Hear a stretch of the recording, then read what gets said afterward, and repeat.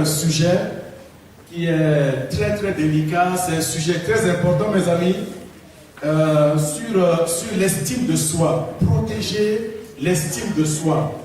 Et ce sujet-là mes amis, c'est un sujet où à n'importe quel moment de la vie, tu vas te retrouver, tu seras confronté à ce sujet-là, que tu le veuilles ou pas. Eh bien, tu peux être touché par ce sujet quand ton mariage venait à se briser. Tu peux être touché par ce sujet quand tu connais un échec dans ta vie.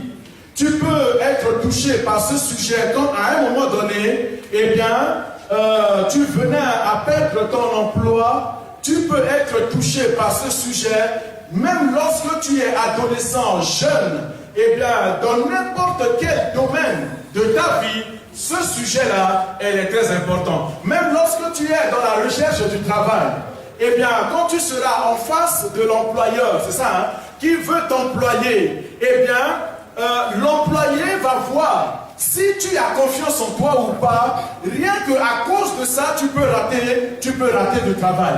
J'ai vu beaucoup de jeunes, j'ai vu beaucoup de personnes à qui le travail est passé juste au bout de leur nez parce qu'il leur manque la confiance en soi.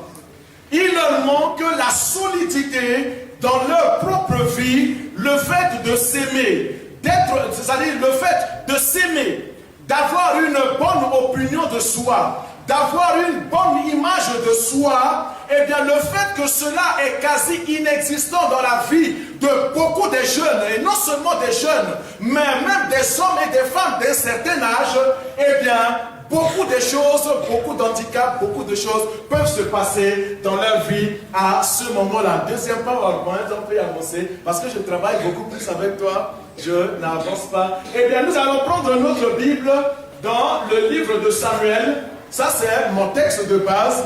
2 Samuel au chapitre 9, vous connaissez cette histoire. 2 Samuel au chapitre 9.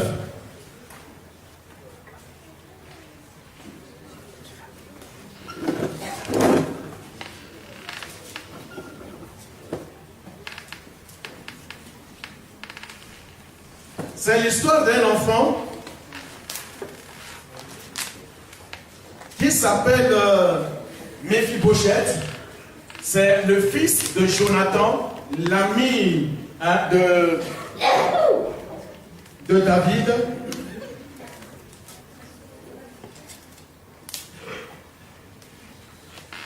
De Samuel chapitre 9, on va lire à partir du verset 1 jusqu'au verset 13. Il est dit, David dit, reste-t-il encore quelqu'un de la famille de Saül pour que j'use de bienveillance envers lui à cause de Jonathan?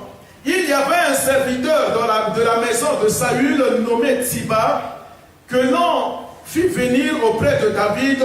Le roi lui dit, es-tu Tsiba? Et il répondit, je le suis, moi ton serviteur.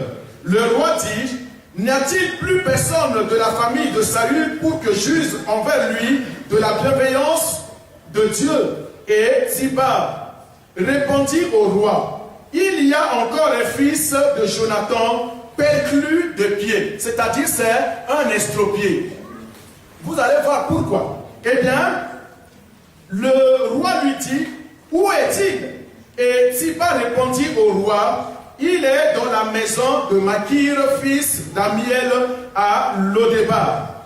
Le roi David l'envoya chercher dans la maison de Makir, fils d'Amiel, à Lodébar. Et Méphibosheth, au verset 6, et Méphibosheth, fils de Jonathan, fils de Saül, c'est-à-dire petit-fils de Saül, vint auprès de David, tomba face contre terre et se prosterna.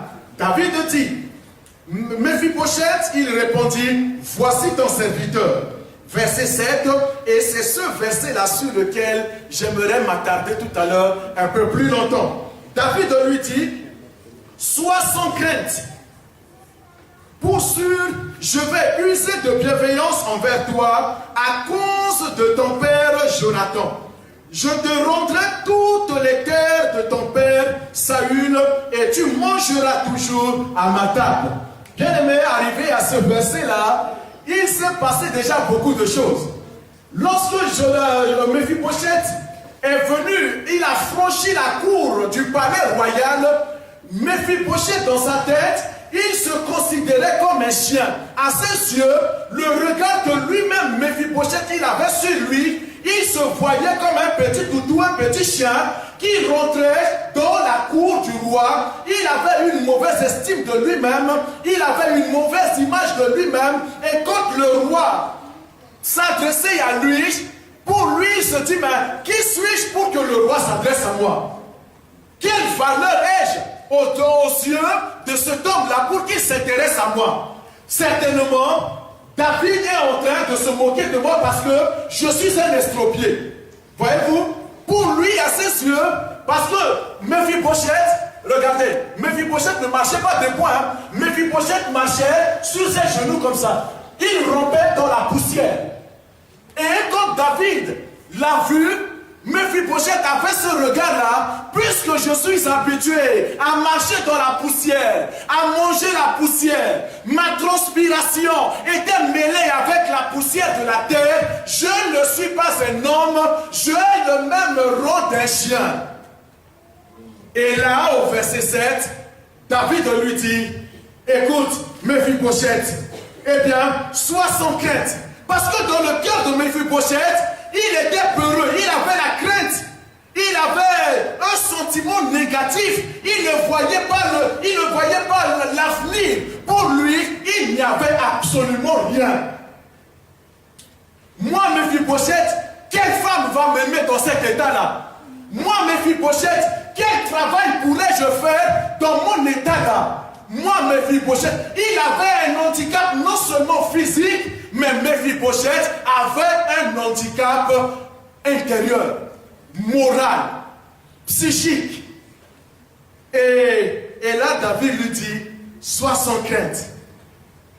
Je vais te rendre tout ce que tu as perdu. Et pourtant, Méphibosheth était un descendant d'une famille royale.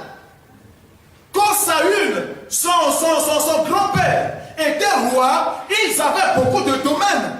Ils avaient beaucoup de richesses. Son père, qui était l'un des généraux de l'armée de son père Saül, ils avaient beaucoup de choses. Mais quand la guerre a eu lieu et que Saül et Jonathan furent tués, et à ce moment-là, leur serviteur, cette personne-là, Tiba, prenait Méphibosheth dans la fuite. Méphibosheth était encore bébé. Et à ce moment-là, dans la fuite et la crainte, Méphibosheth va, la dame là, ce serviteur va lâcher Méphibosheth. Il tombe et ses pieds étaient complètement broyés. D'où le pourquoi de son infirmité. Mes chers amis, la vie nous réserve toujours beaucoup de surprises. Pour certains, un accident de voiture, voilà sa vie bascule.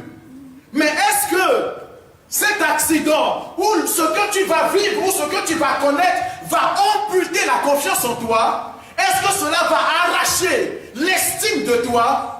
Il y a certaines personnes, ils n'osent même pas se regarder dans la glace. Tout à l'heure, on va aller tout doucement. Je vais pas... Voilà. Eh bien, il se prosterne là et dit, qu'est-ce que ton serviteur, pour que tu te tournes vers lui, tu te tournes vers un chien mort, tel est moi. Ce que moi, Méphibosheth, je suis. Un chien mort. Imaginez un chien, la purée. Je ne veux pas aller trop dans les détails. Le roi appela Tiba, serviteur de Saül, et lui dit, je donne au fils de ton Seigneur ce qui appartenait à Saül. Donc, David va redonner à Méphibosheth l'héritage de son père Saül. Il dit, le roi appelé Tiba, verset 10, tu cultiveras le sol pour lui, toi, tes fils et tes serviteurs. et tu rentreras les récoltes afin que le fils de ton Seigneur ait du pain à manger. Et Méphibosheth, fils de ton Seigneur, mangera en permanence à ma table. Oh mes chers amis, le regard que Dieu a sur ta vie n'est pas le même regard que toi aujourd'hui tu as sur ta vie. Le roi veut t'inviter ce matin. Le roi t'invite à manger à sa table. Le roi t'invite à s'asseoir à sa table et à manger à sa table. Parce que le regard de Dieu sur toi est contraire au regard que les hommes ou la société a sur ta vie jusqu'aujourd'hui. Mes chers amis, la société essaye de nous cataloguer. La société essaye de placarder sur nous des étiquettes qui nous placent dans une certaine catégorie de personnes. Et si tu ne fais pas partie d'une certaine catégorie de personnes, on t'appellera un X ou un Y. Mais le regard que Dieu, lui, le Père là-haut, il a sur toi, va déclencher, va ramener une confiance en toi, une pleine assurance, parce que le Père, il est une sécurité. Le regard de Dieu sur toi est un regard de sécurité. Amen. Et j'aimerais vraiment t'encourager. Deuxième PowerPoint, s'il te plaît. Qu'est-ce que l'estime de soi? Et je me suis amusé. Et toi, que vois-tu en regardant le miroir? Qu'est-ce que quand tu te vois dans la glace, qu'est-ce que tu vois? Quel reflet que tu as de toi lorsque tu te vois dans la glace? Comment tu te vois? Comment tu t'aperçois? Comment tu te juges toi-même lorsque tu te vois dans la glace? Un chien qui se voit dans la glace, l'apparence qu'il a de lui, il voit un lion qui apparaît. Et mes chers amis, cette image-là, on le retrouve dans plein de domaines de nos vies, n'est-ce pas? On le voit dans plein de domaines de nos vies. On avance, ma chère soeur. L'estime de soi, eh bien, c'est comment on se voit et si ce qu'on voit, on l'aime ou pas. Ce que je vois dans la glace, est-ce que j'aime ma personne? Est-ce que j'aime mon corps? Est-ce que je m'aime? Est-ce que je m'apprécie? Quand je me vois dans la glace, qu'est-ce que tu te dis de toi? L'estime de soi est une donnée fondamentale de la personnalité, placée au carrefour des trois composantes essentielles du soi. Ça, c'est la définition de l'estime de soi. Eh bien, ces trois composantes-là, c'est comportemental, c'est-à-dire tout ce qui est apparence physique, le domaine physique. Et quand une personne ne s'aime pas, mes amis, il ne va pas entretenir son corps. Il ne va pas entretenir, il ne va pas prendre soin de son corps. Il va se laisser aller. Imaginez-vous, mes chers amis, je ne suis pas ce que je suis en train de dire parce que je sais que c'est regardé sur Internet aussi. Je respecte ceux qui ont des formes un peu plus fortes. Mais généralement, mes chers amis, c'est des personnes qui sont remplies de beaucoup de complexes. Qui ont beaucoup de complexes, qui ont beaucoup des préjugés sur eux-mêmes. Ah, je suis grosse. Oh, je suis ceci. Oh, je suis cela. Eh bien, l'autre deuxième aspect, c'est l'aspect cognitif. Cognitif, en définition simple en français, c'est le fait de se connaître soi-même. Se connaître soi-même.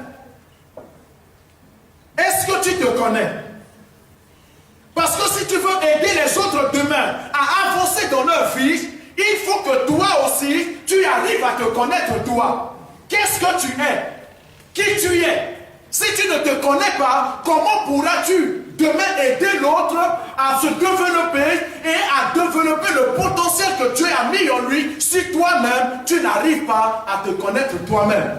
Amen. Et l'autre troisième point, c'est l'aspect émotionnel. L'aspect émotionnel, ça touche les domaines de sentiments, ça touche le domaine moral, psychique, tout l'aspect de l'âme. Ça rentre dans le domaine de l'âme. Amen. On avance, ma chère sœur.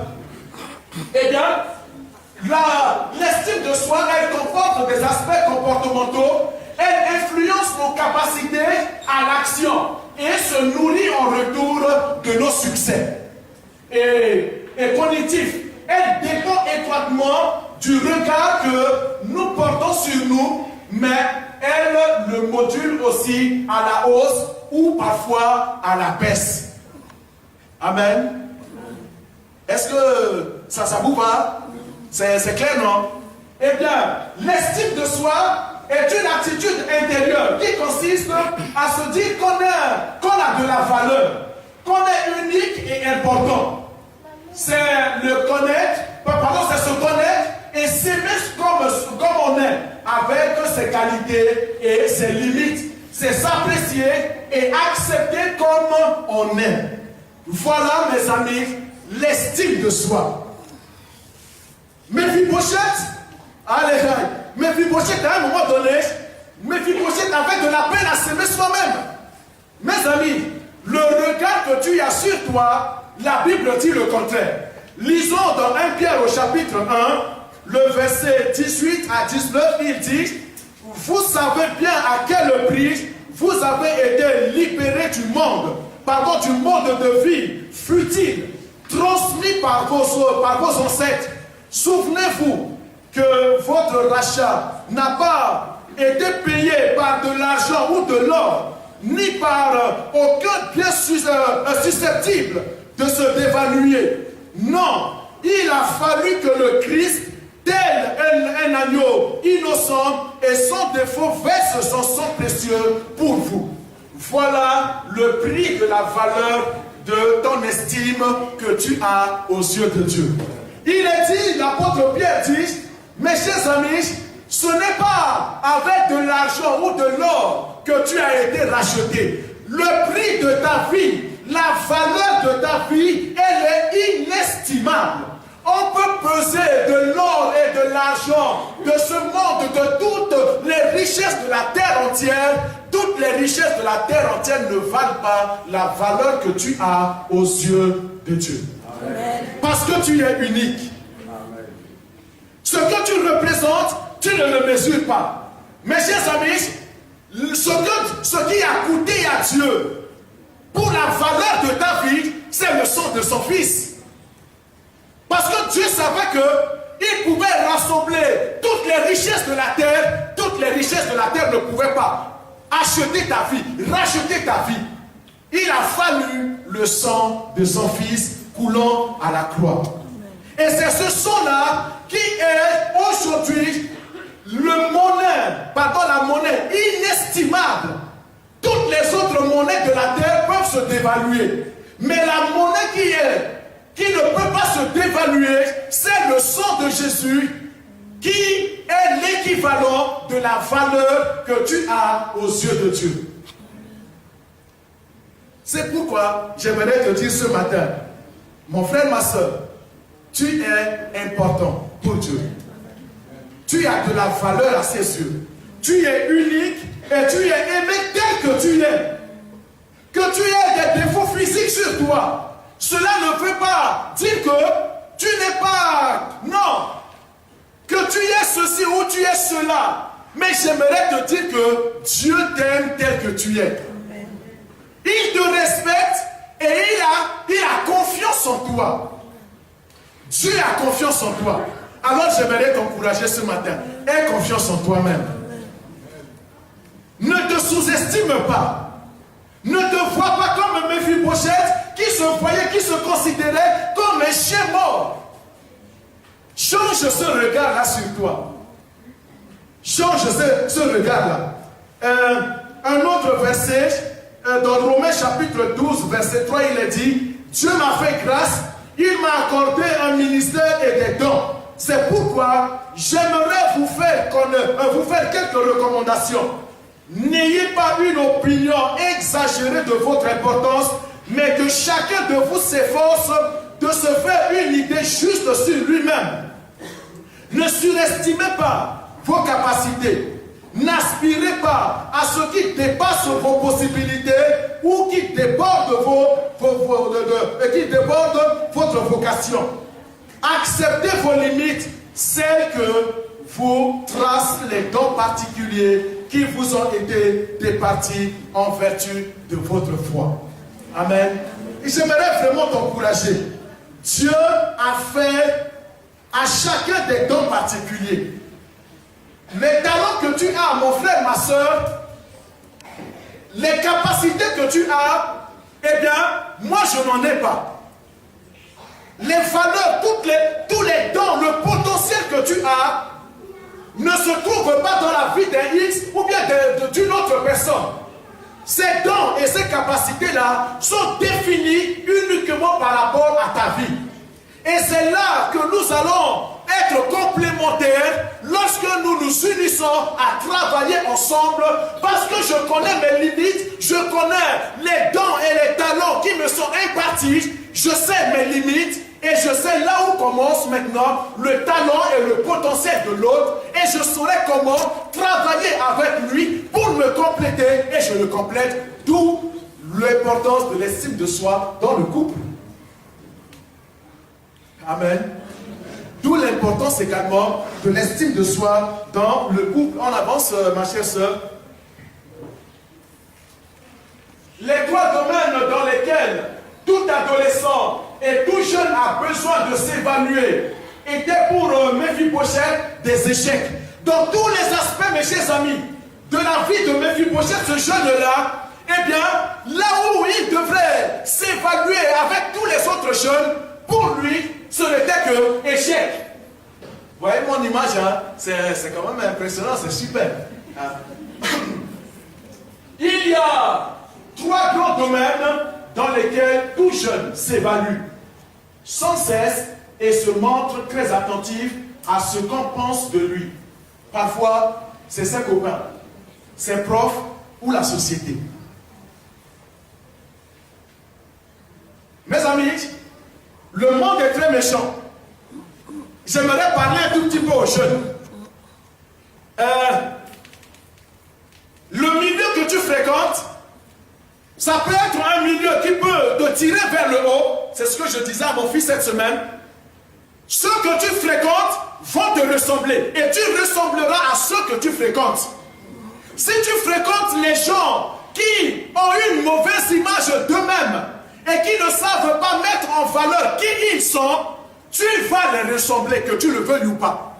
Parce que leur vie vont avoir une influence sur toi. Soit une influence négative ou bien une influence positive. Amen. Et tout va dépendre de quel côté. Si toi tu n'as pas un caractère, un jeune qui n'a pas un caractère va se laisser influencer par le tempérament et le caractère des autres qui sont un peu bien. Voyez-vous? Et généralement, c'est là que beaucoup de bêtises se passent au milieu des jeunes. Parce que celui qui n'a pas un caractère pour dire non, pour s'opposer aux idées et aux choses que les autres lui proposent, il va être comme leur toutou et il va les suivre bêtement dans leurs bêtises. Il va le suivre dans leurs bêtises. Les copains, les profs. J'ai eu les profs de mon fils cette semaine. Oh, quand il parlait de mon fils, je me suis dit, waouh, mon Dieu. Oh, Père Céleste. Et à la fin, j'ai dit au prof, en tout cas, merci. Le regard que vous avez eu sur lui, en tout cas, merci. Mais j'aimerais vous dire une chose.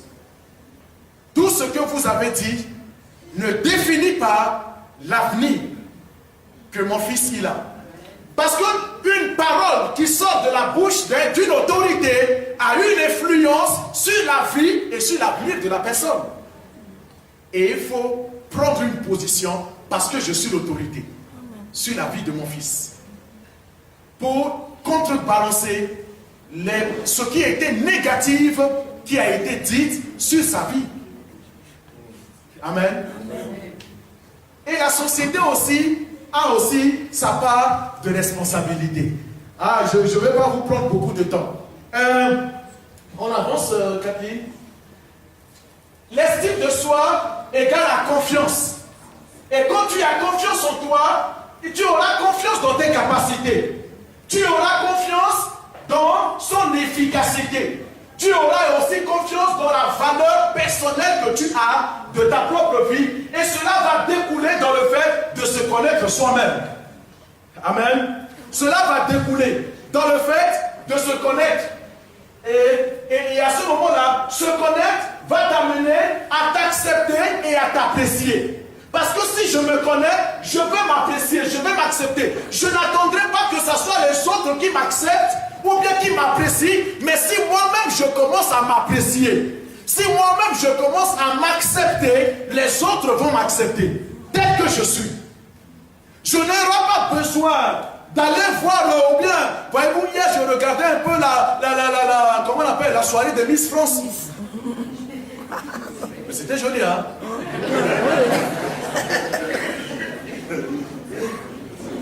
Gloire au Seigneur pour les belles créatures.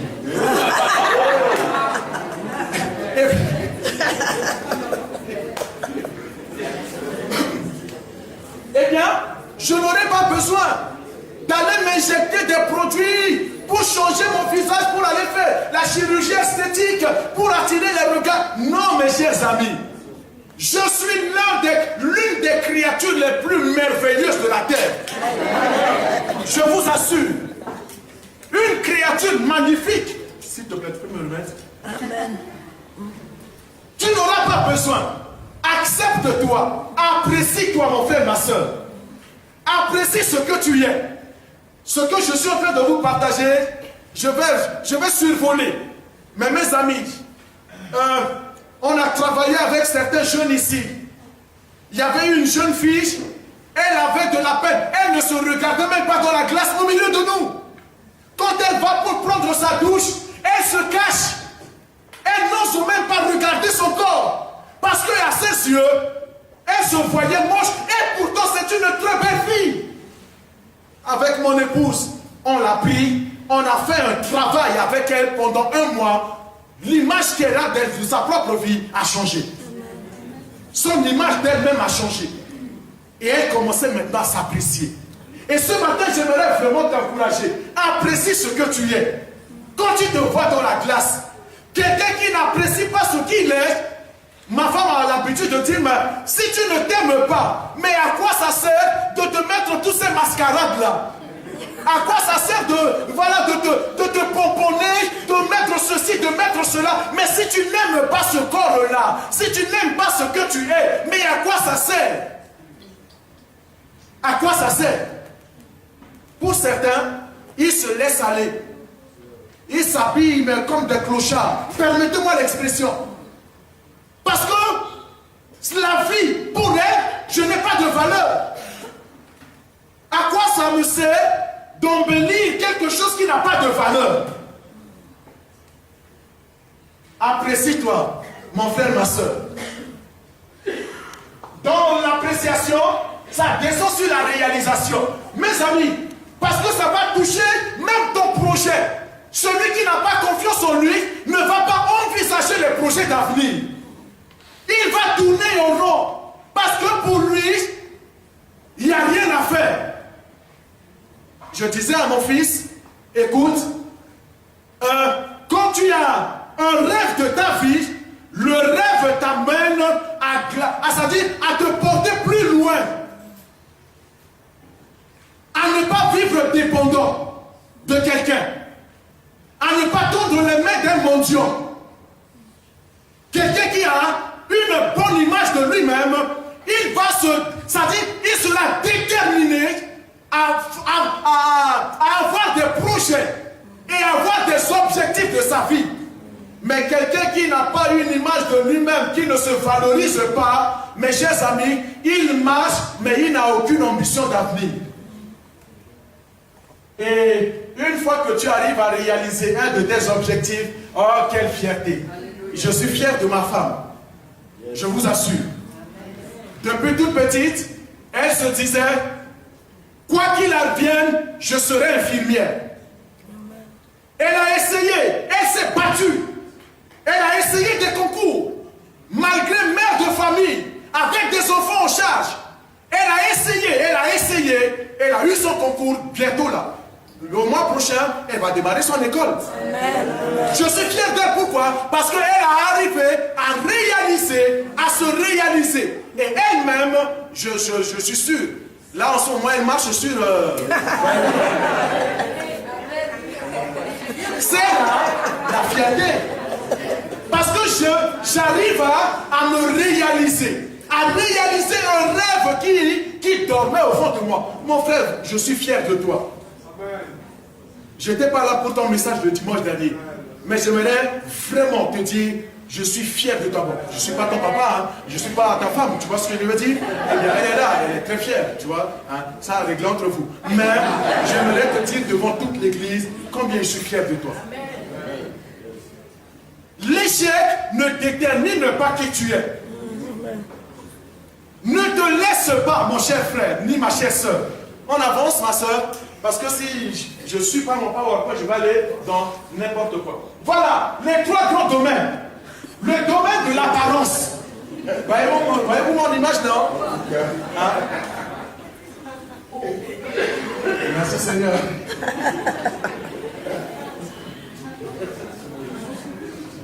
Quand elle se voit dans la classe,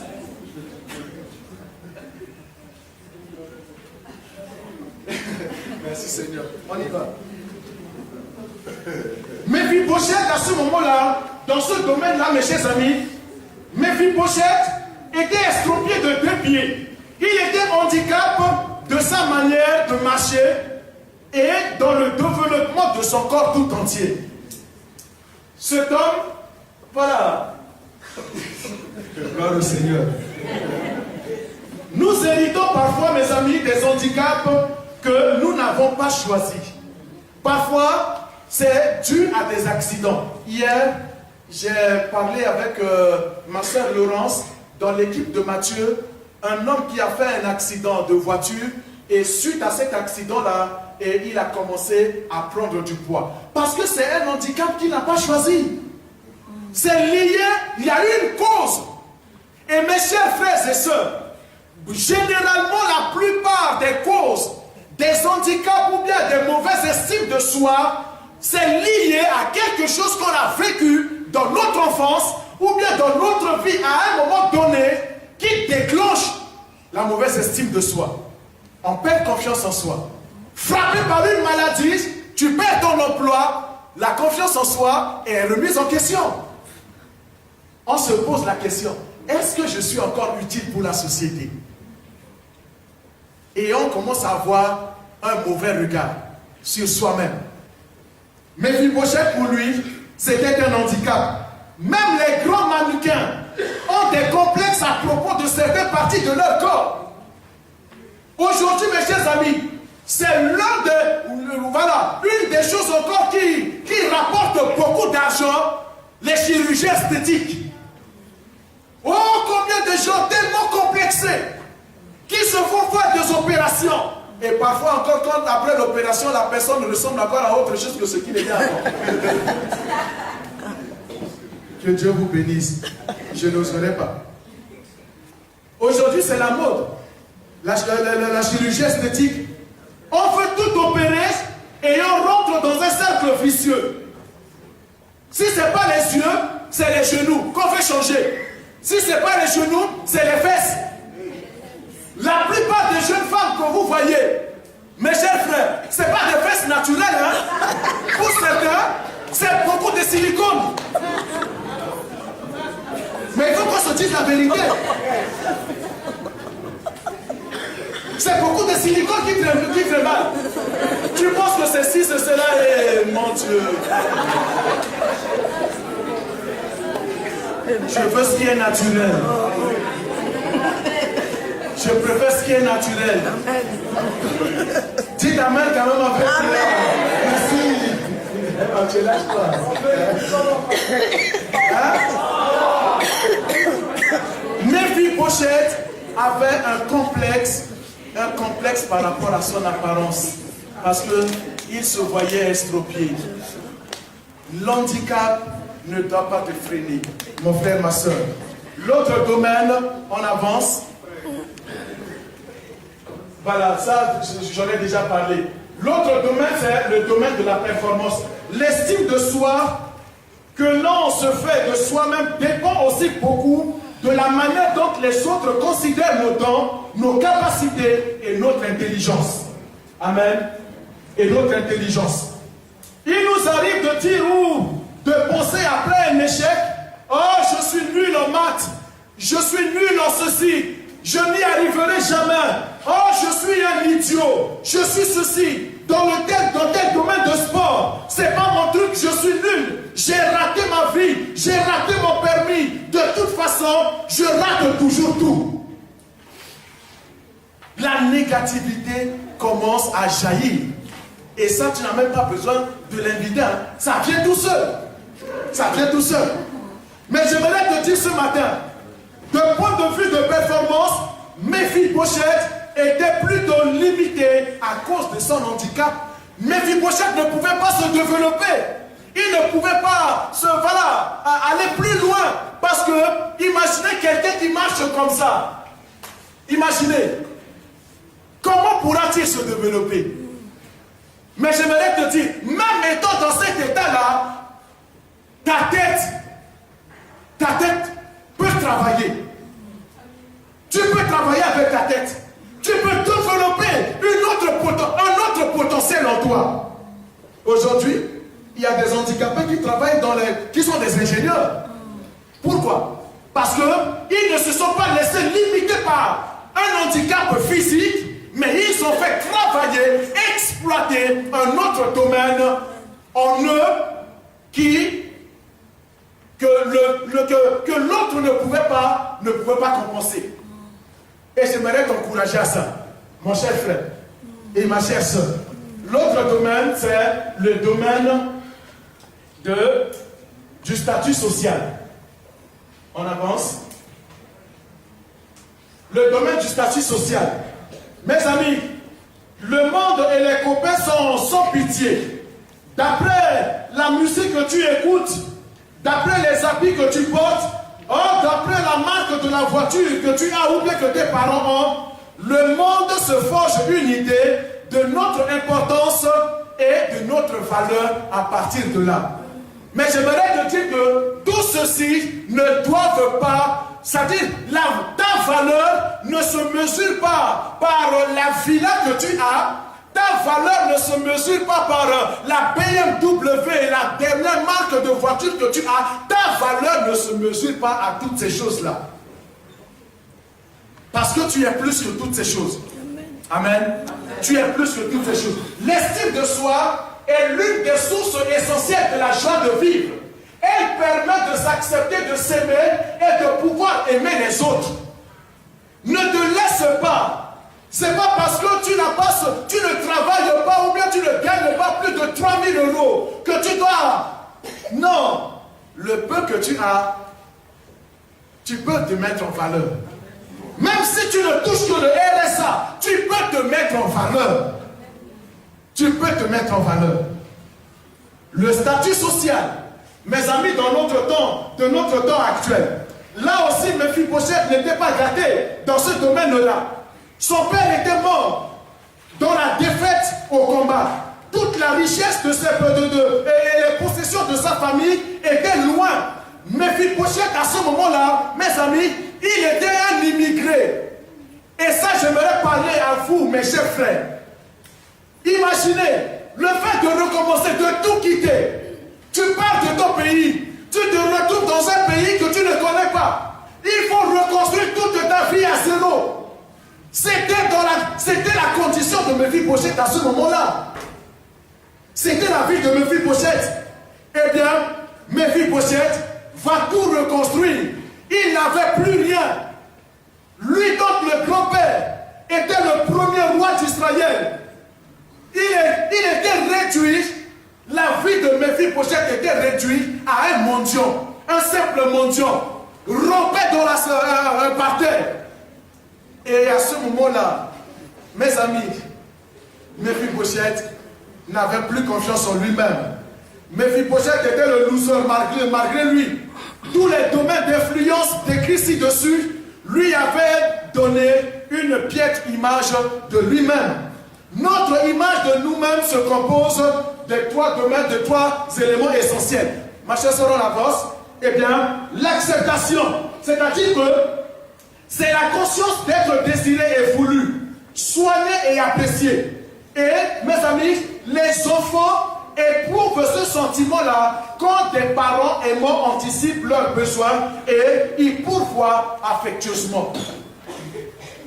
Dans une famille, s'il vous plaît, vous qui êtes en couple, le développement de l'enfant, l'image que l'enfant aura de lui-même, parfois, je ne dirais pas parfois, mais c'est nous en tant que parents. Cela découle de nous. Si tu sais mettre en valeur les capacités et le potentiel de ton enfant, cet enfant va se développer, il va s'épanouir.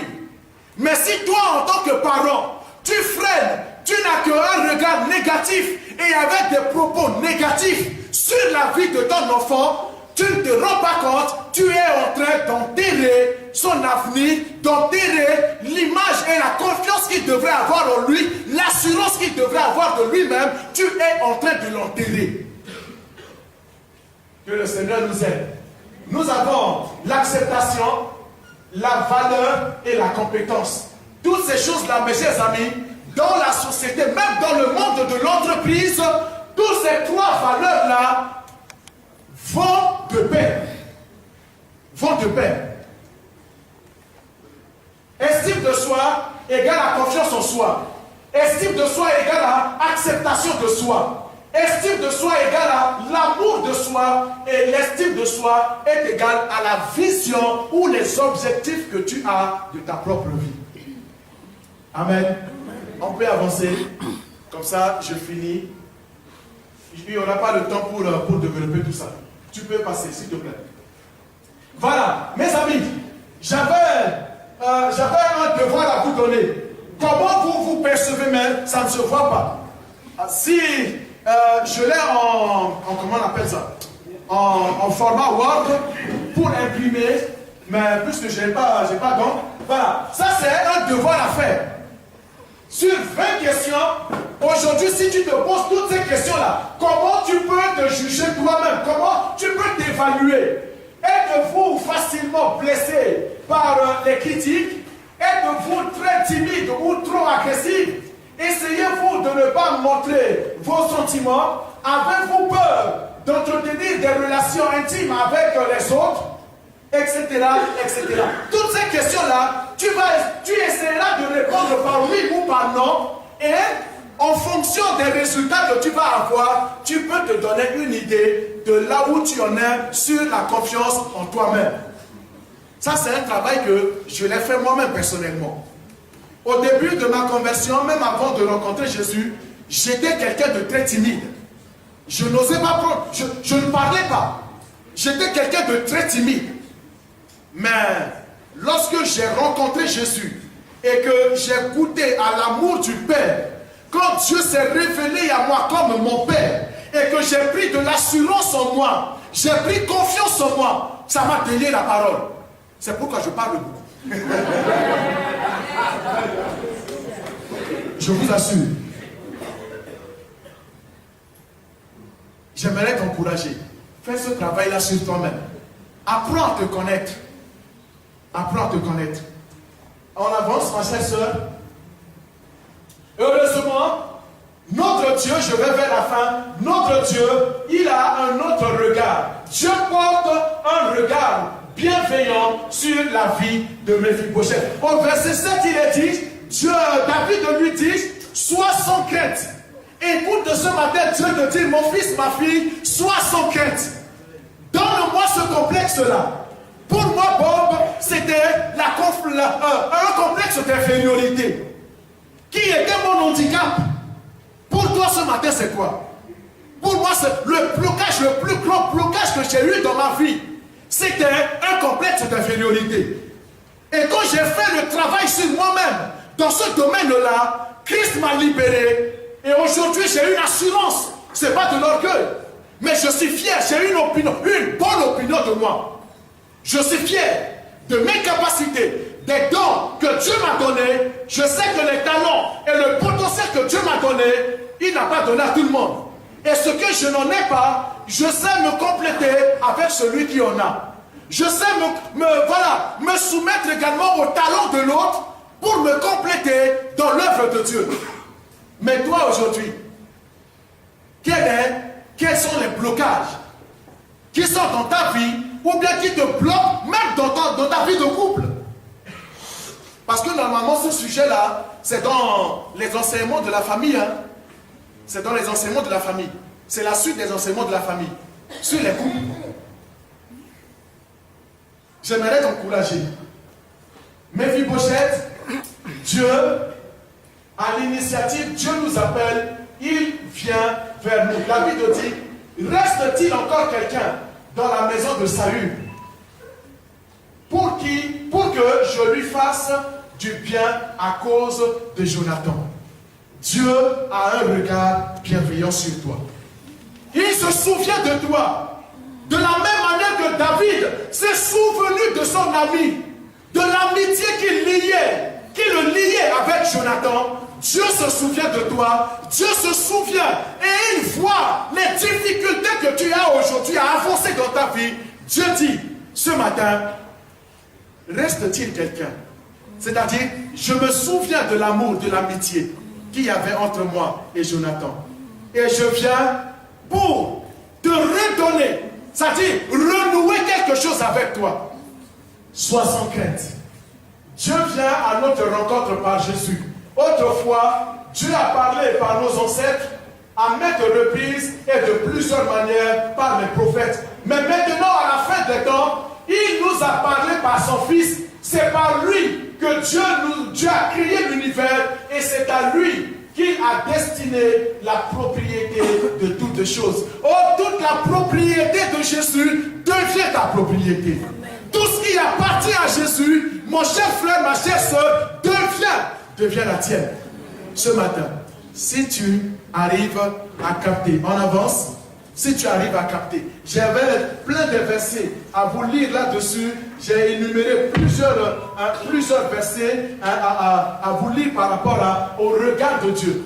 Mes chers amis, même malgré la situation de Méphibosheth qui avait tellement de complexes, mais une fois que Dieu l'a restauré, une fois que Méphibosheth a été restauré, a retrouvé confiance en lui, son image a changé de lui-même. Méphibosheth qui n'avait pas rêvé à un mariage, Méphibosheth, oh les filles de Jérusalem, quand Méphibosheth sortait dans le palais du roi, il y avait un autre regard. Oh, mes chers amis, parfois on pense que quand on a un handicap, les autres nous jugent selon notre handicap. C'est faux. Parfois les handicapés sont très séduisants. Hein? N'est-ce pas, non? Mais si vous ne le savez pas. Si. Ils ont quelque chose, même dans leur handicap, qui séduit les femmes et qui séduit les hommes. Et j'aimerais te dire ce matin, regarde ce Méphibosheth-là. Dans son état, peut-être si au jour d'aujourd'hui, Méphibosheth aurait pu marcher sur un fauteuil roulant. Mais Méphibosheth va avoir un fils qu'il a appelé Mika. C'est-à-dire quoi? Cela signifie que Méphibosheth a su plaire à une femme à cette époque-là quand même. Pourquoi? Toi aussi tu peux plaire à quelqu'un. Tu peux être aimé. Quelqu'un va s'intéresser à toi. Oh, pour la fin de fête, pour la fin de cette année 2016, j'aimerais prophétiser, déclarer sur toi. Tu peux être aimé. Quelqu'un va te désirer. Tu seras attiré. Ton regard va être attiré par quelqu'un. Ne sois pas complexé. Méphibosheth a eu une femme. Méphibosheth a eu un fils. Et Il a toujours son infirmité. Mais cela ne l'a pas empêché à réussir ni de plaire. Amen. Cela ne l'a pas empêché. Alors qu'il mangeait toujours, tous les jours à la table du roi, il prenait conscience de sa vraie valeur malgré toutes ces années passées dans le mépris de lui-même. Méphibosheth a mangé à la table du roi. Il a goûté et il a eu plaisir. Parce que quand il a pris conscience de qui il est, son identité, sa vie a changé. L'image qu'il a de lui-même a changé. Et mes chers amis, je vais vers la fin, mon dernier PowerPoint, je crois. Et sur ce, je vais m'arrêter. Voilà ma conclusion. Malheureusement, vous ne pouvez pas bien voir, mais c'était juste le résumé de tout ce que j'ai fait, de tout ce que j'ai dit, que j'ai essayé de le mettre comme ça. Mais mes chers amis, j'aimerais simplement t'encourager ce matin. Dieu veut que tu aies une bonne image de toi. Même dans tes études, dans ton travail, dans ta vie de couple, dans ton foyer, aie une bonne image de toi-même. Aie confiance en toi. Laisse Christ guérir. Laisse Christ restaurer l'image que tu as de ta propre vie. Laisse Jésus restaurer cette image-là. Parce que tu es, la Bible dit, tel il est. C'est-à-dire, tel Jésus est, tel tu seras. Tel tu seras. Une beauté physique, mais aussi une beauté intérieure du Fils qui s'exprime au travers de toi. En tout cas, que le Seigneur vous bénisse. Et j'aimerais vraiment que ce message-là puisse te permettre, si tu peux faire un travail, s'il te plaît, je te supplie, fais un travail sur toi-même par rapport à ça. Travaille la confiance en toi. Travaille l'image que tu as de toi-même. Apprends à te voir positivement dans la glace. Ne vois pas, non, n'aie pas une image défigurée. Tu es ce que tu es par la grâce de Dieu. Que le Seigneur vous bénisse. Nous allons prier avant de nous séparer.